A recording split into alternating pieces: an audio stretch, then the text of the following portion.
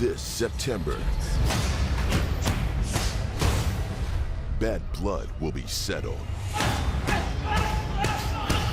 This is more than personal. The long-awaited trilogy. There's real bad blood here. Canelo versus Triple G. September 17th, live on DAZN pay-per-view. Visit DAZN.com. This is Harry Judd for Boxing Social in association with Bet-February in Stockport, Matthew Hatton's gym. I'm delighted to be joined though by Campbell Hatton. First of all, how are we, mate? Oh, good, mate. Camp started now, so pretty boring. Pretty boring few weeks coming up, but yeah, just same old. Not so boring. Just come back from London yesterday in the big smoke. How did you find the tube journey being a northerner? Not healthy, that. Oh, mate, I was hopeless. I'm not great round here, so going down there, I don't have a clue what anywhere's called, and going out there, the diagram's driving me mad. You try and ask anyone, they look at you like you're an alien. Oh, it's crazy. And then you get on and it sounds like it's hanging on by a thread. Won't be doing that again anytime soon, I tell you that. We mentioned what you were doing. Unfortunately, we're not able to mention it on camera, but something exciting coming out in the next few days, Campbell, yeah? Yeah, something, just did a bit of filming for something that's coming out this week, so it won't be too long till everyone sees it anyway. But yeah, something football related, so talking City for a bit, yeah. Watching tonight, I heard you're going tonight for Borussia Dortmund game. Yeah, watch Haaland stick a few past his old club. He's on fire. Yeah, no, it's just getting boring now a little bit with him, isn't it? I'm not bored, mate. But yeah, down here training with Matthew, a lot of strength and conditioning. I said to you before we started filming that you do look a lot bigger. You're filling out a lot more, Campbell. Yeah, it's just improving on every area, really. When I started my career, we were sort of caught between super featherweight and lightweight, and now I'm sort of filling out with the strength work I'm doing with Andy and the stuff we like you saw the gimp mask we had on there. When they said with me and Matt, then it'll make sense in a bit. But yeah, I'm just like filling out into a solid lightweight now, so I'm feeling stronger all the time in the fights and like when I'm sparring, and so it's all paying off. It's not a gimp mask, I will say that for the camera. I will say that, but it's something that you're able to work out your neck muscles and things like that. But to be honest, from an onlooker, it did look a bit suspect, Campbell. Yeah, it did. I brought that from home, but now when you see it, it's a legit exercise. According to Matthew, anyway. But yeah, a great time out on your last fight in Sheffield. Everyone said, how comfortable you looked. I spoke to Matthew before this interview, and the first round you looked incredible, and we're starting to maybe see a lot of the things that you were doing in the gym out there on fight night. Yeah, that first round is everything we expect. Obviously, it was a very impressive start, and everyone was talking about it. But that's the sort of stuff that we're used to seeing. And ideally, I'd have done it for the whole fight. Just every now and then, I got a little bit greedy and went back to loading up a little bit. Where again, it's just bit by bit. We're getting there now, and it was a step up in opponent. He had a lot of knockouts. He'd come to winning record. He'd had a lot of fights. I think that was his 60th fight. So for me to carry on improving and showing that we're getting better, and then I'm even more comfortable against a better opponent. I can't ask for loads more, really, and long may it continue. It was a next-gen show. I mean, long before we spoke about the Joshua Usyk, the first fight in Spurs ground, massive occasion. Perhaps you were placed on the undercard a little bit, wrongly in Matthew's eyes. But in the next-gen show, did you feel a lot more calm, a lot more comfortable in that fight?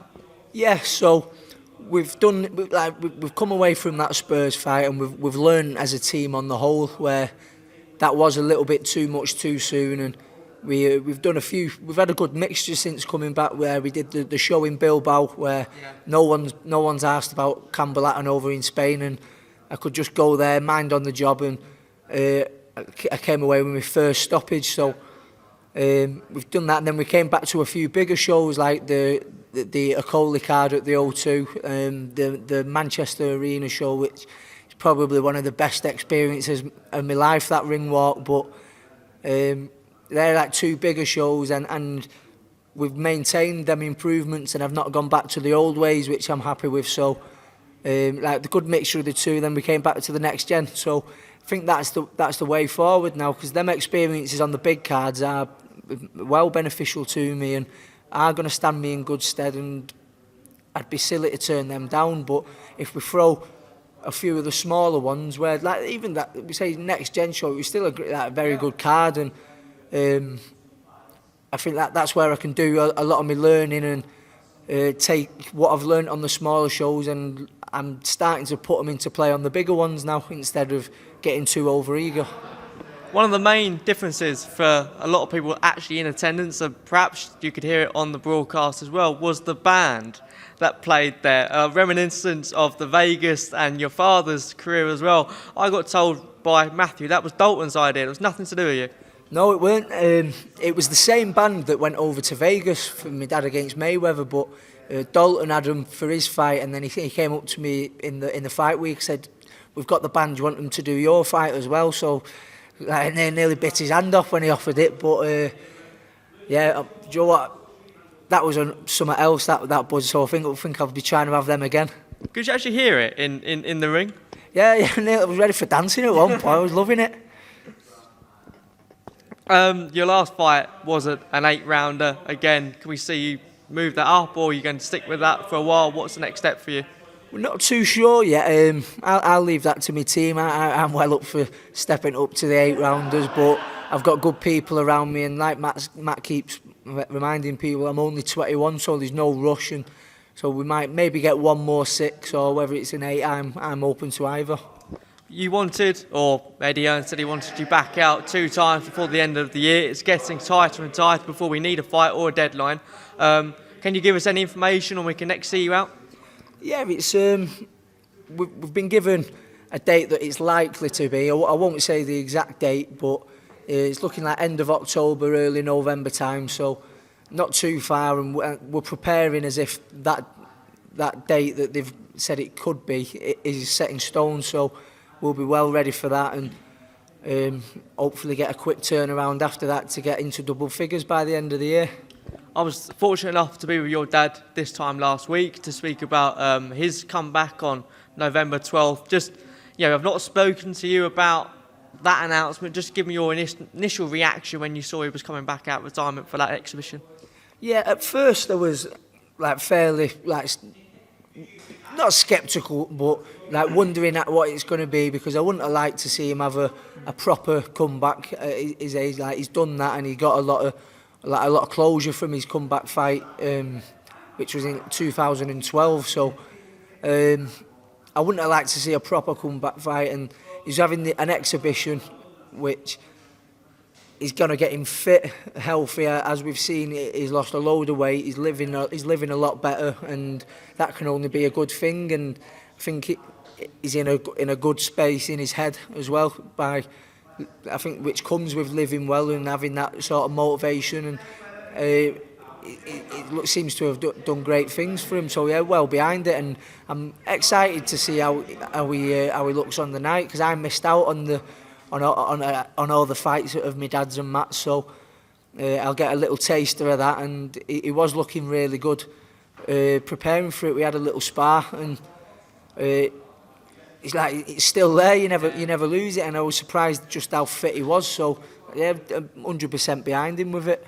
I asked Matthew about that fight as a neutral about that. It was meant to be, was it 3-2s or something, and ended up being 6-3s or something like that? Yeah, he asked Matt a few weeks before, and I can't remember what he said he was after, but Matt thought that he'd be doing 6-2s, because I think he's yeah, it's 2-minute rounds, and it's not 3-minute rounds. He's doing 8-2s in the Barrera fight, and so we was there. I was obviously going to help him out with the preparation of it, and it'd be a good experience for us both. And he said no, he'll do 6-3s, so we were surprised by that, and I didn't hold anything back, and he certainly didn't. So we had a right war and had a proper tear up, and it was still good for the 6-3s, which I think at that pace anyone would find difficult. So I was dead impressed.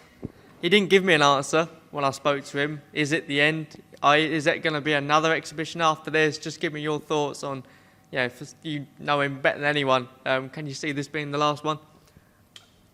Depends how it goes, I think, doesn't it? I'm expecting him to do really well in it, because just based on seeing how he was performing just before it got put back. And again, I'm all for him doing exhibitions if they're done in the right way. And obviously, he's going in with Barrera, who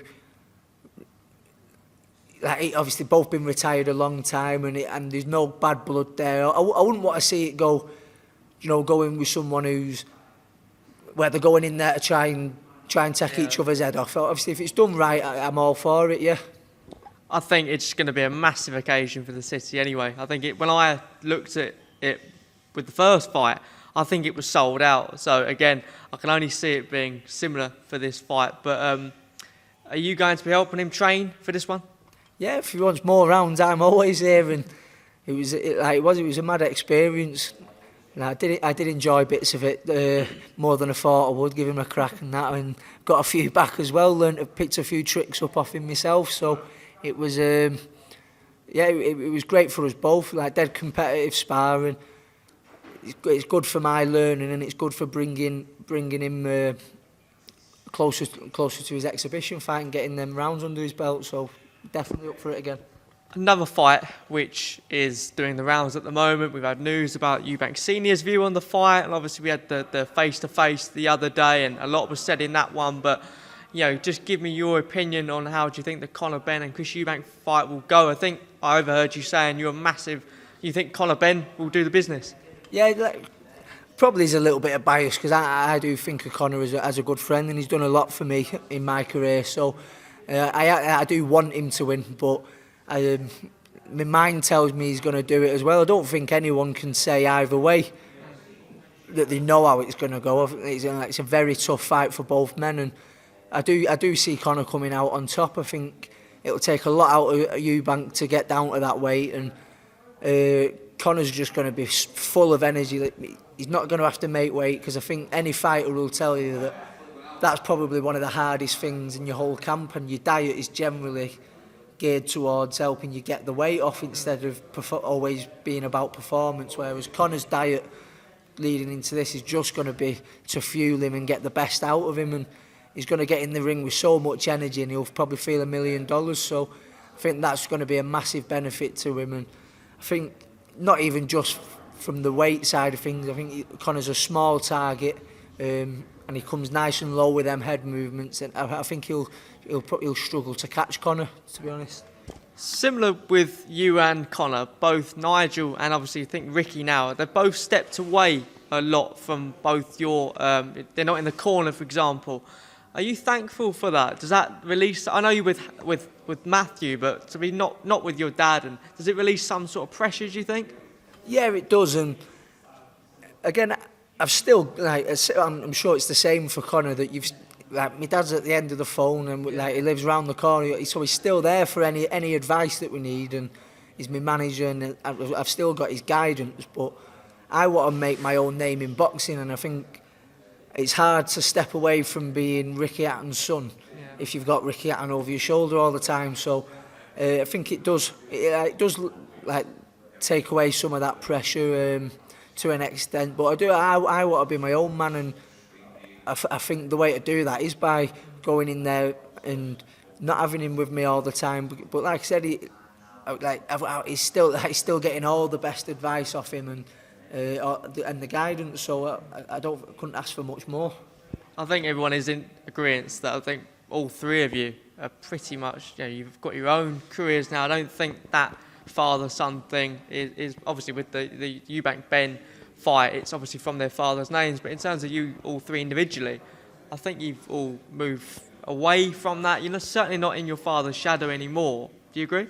Yeah, I think we're starting to get there. I think the more people are seeing me now, they're realising that I've come from a different amateur background than my dad had, and them comparisons aren't really suitable yet. Like, because I think people sort of, by accident, they'll compare me now to my dad in his prime, and I think the more people see me, they realise, oh, it is going to take a bit more time, and that's why I'm starting being seen in my own right, because it's a completely different journey. My career will be more of a slow burning one, but I am confident that in a few years I will still reach the level that my dad got to, but it will take a little bit longer. I'll have to work my arse off for it, but I am confident we'll get there.